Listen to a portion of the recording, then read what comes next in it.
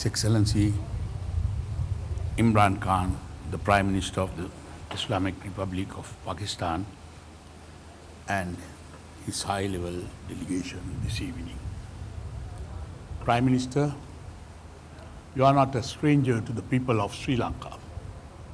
There are millions in this country who have admired you, your leadership on the cricket field as a captain of the Pakistan national team. Your country continues to be a valuable bilateral partner, and Sri Lanka considers Pakistan a close and genuine friend. Our people hold Pakistan in very high esteem. Pakistan was a friend who stood by and helped Sri Lanka in times of great need. We are grateful for their steadfast support, particularly during my presidency when we had to fight a dangerous terrorist organization that was fully neutralized in May 2009. During our bilateral discussions earlier this evening, the Prime Minister Imran Khan and I agreed to work closely towards enhancing our bilateral cooperation in the economic sector and a number of other areas including trade, investments, science, technology, defense and education.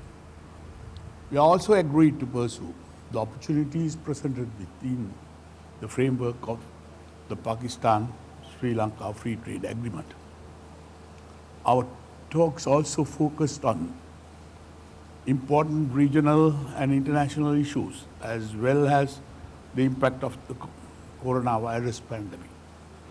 We further agreed to work towards increasing activities in the tourism and aviation sectors. Sri Lanka is grateful to Pakistan for agreeing to open the pilgrimage corridors for Sri Lanka to visit ancient Buddhist heritage sites in Pakistan. Another important decision we made is to restart parliamentary interaction through the Pakistan-Sri Lanka Parliamentary Friendship Groups. Sri Lanka believes that political stability and regional peace will be the key to achieve sustainable development, economic growth, and prosperity in South Asia.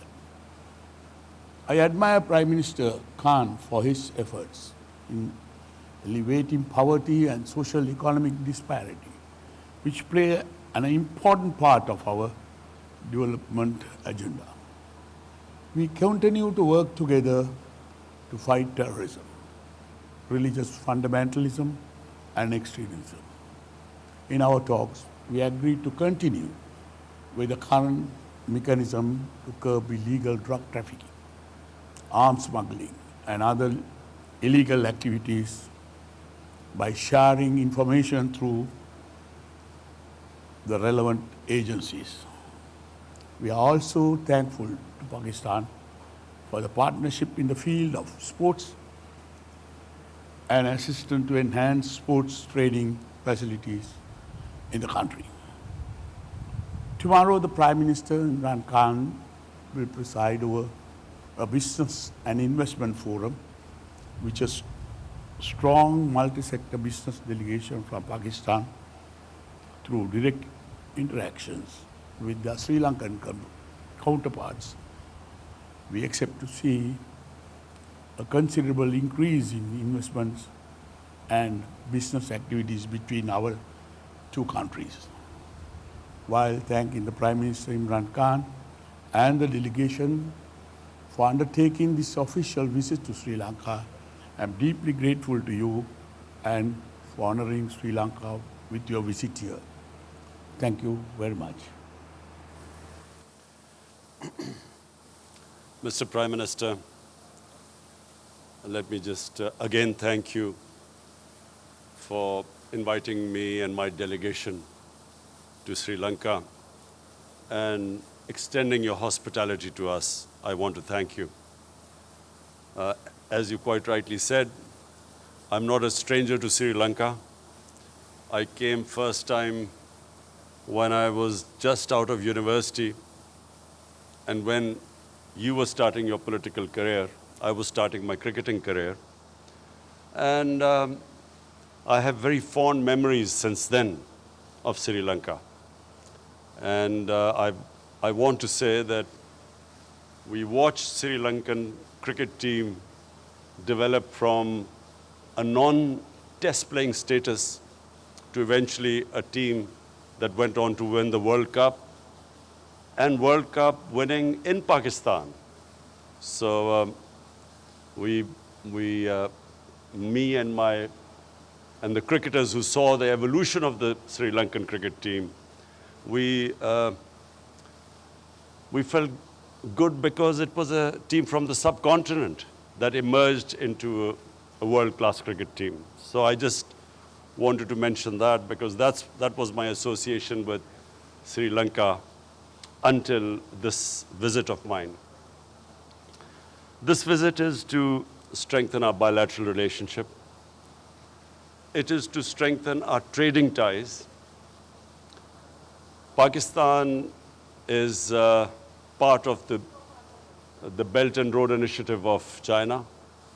CPEC is one of its flagship program, and it means connectivity. And so I've asked my delegation here to find ways and means where we can enhance our trade and connectivity. And through CPEC, connectivity right up to Central Asia for Sri Lanka.